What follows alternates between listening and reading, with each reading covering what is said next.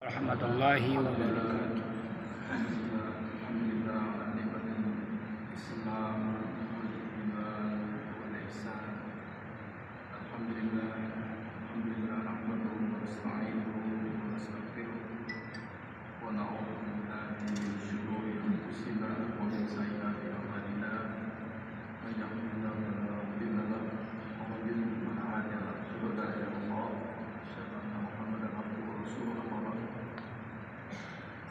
Adalah sedikit isu yang menarik akhir-akhir ini mengenai sebuah survei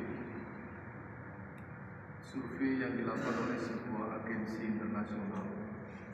Survei itu menunjukkan bahwa Indonesia adalah negara yang paling religius. Kemudian ada survei yang lain yang menunjukkan secara kontradiktif bahwa Indonesia adalah negara yang paling korup. Korupsi Indonesia termasuk tertinggi di dunia. Logika tidak masuk. Bagaimana orang yang religius pada saat yang sama adalah korup? Saya kemudian berpikir, religiusitas yang menjadi ukuran peneliti luar negeri itu nampaknya hanya pada fenomena keagamaan. Di Indonesia ini masjid banyak. Orang kalau demo takbir. Kemudian kalau bulan puasa masjid-masjid penuh, tarawih penuh, istighosah di mana-mana bisa terjadi, tablik akbar. Itu tidak ada di negara-negara lain. Nampaknya itu yang menjadi ukuran religiusitas. Tapi kenapa ini semuanya tidak ada pengaruhnya terhadap perilaku? Religius kok korup? Ini.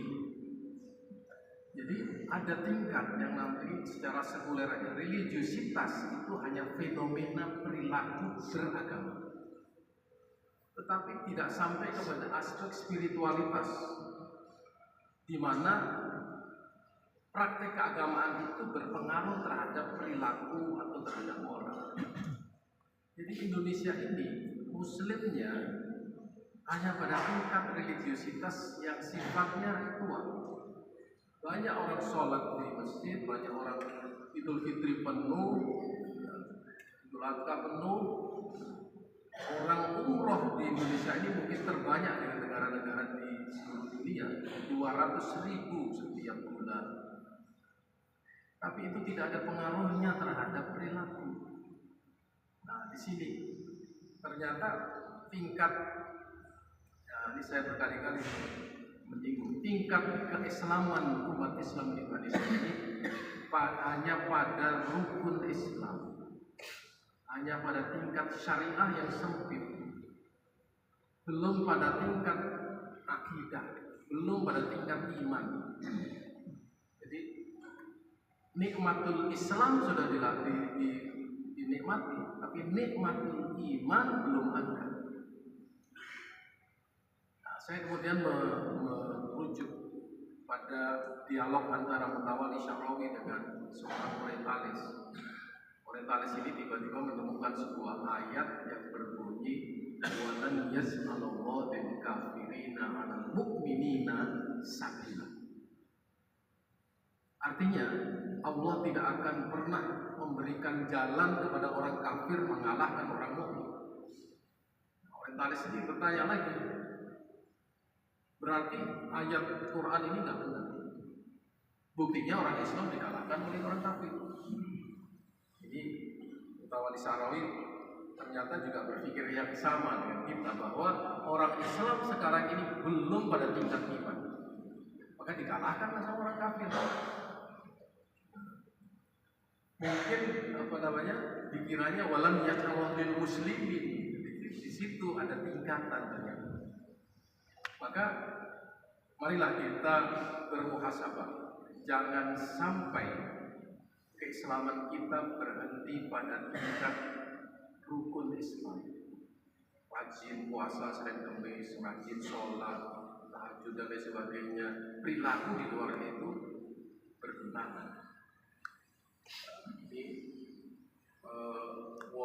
semua kan ya, sudah semester 7, semester akhir, ya, melanggar disiplin, bukan disiplin biasa, melanggar disiplin, melanggar syariat.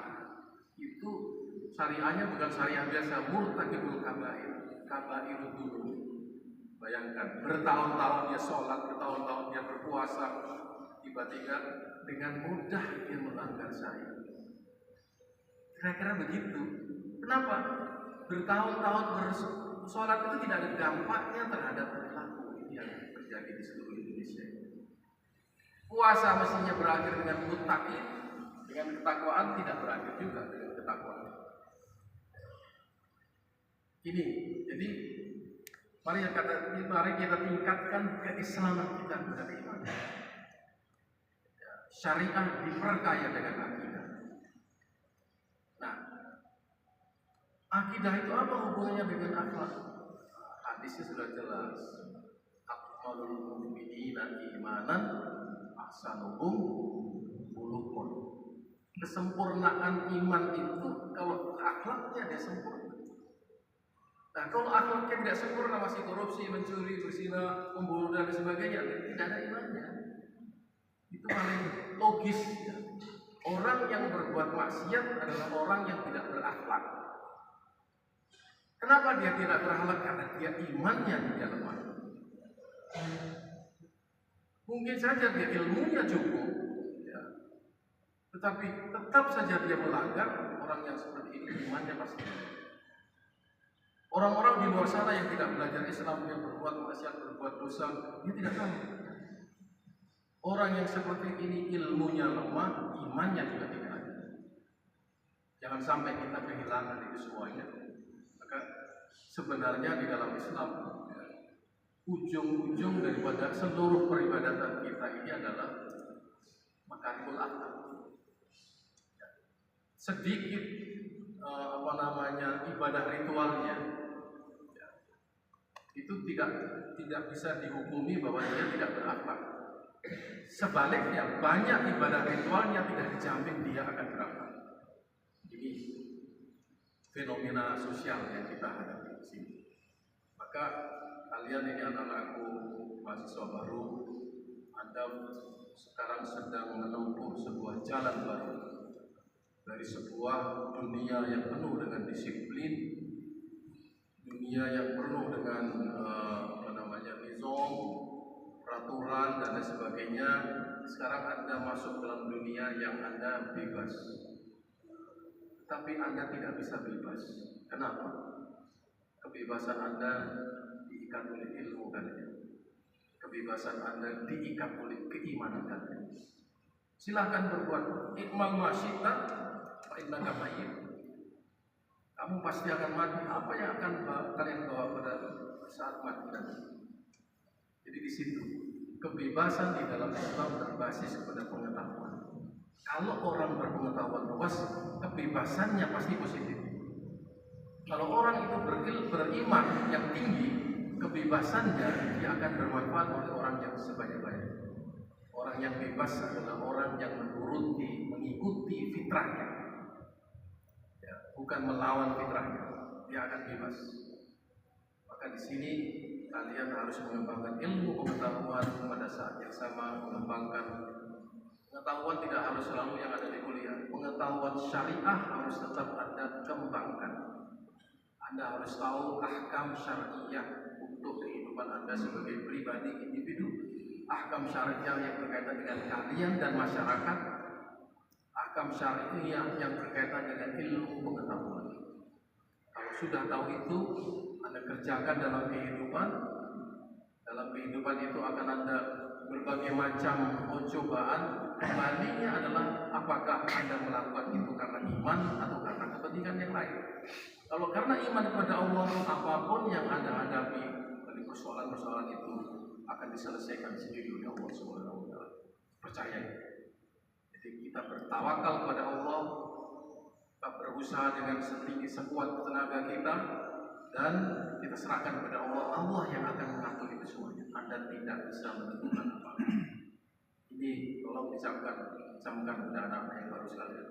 Mudah-mudahan kalian sukses di masa yang akan datang. Mudah-mudahan Anda menjadi orang yang bermanfaat bagi sebanyak-banyaknya orang. Wa lihada, astagfirullah. Wassalamualaikum.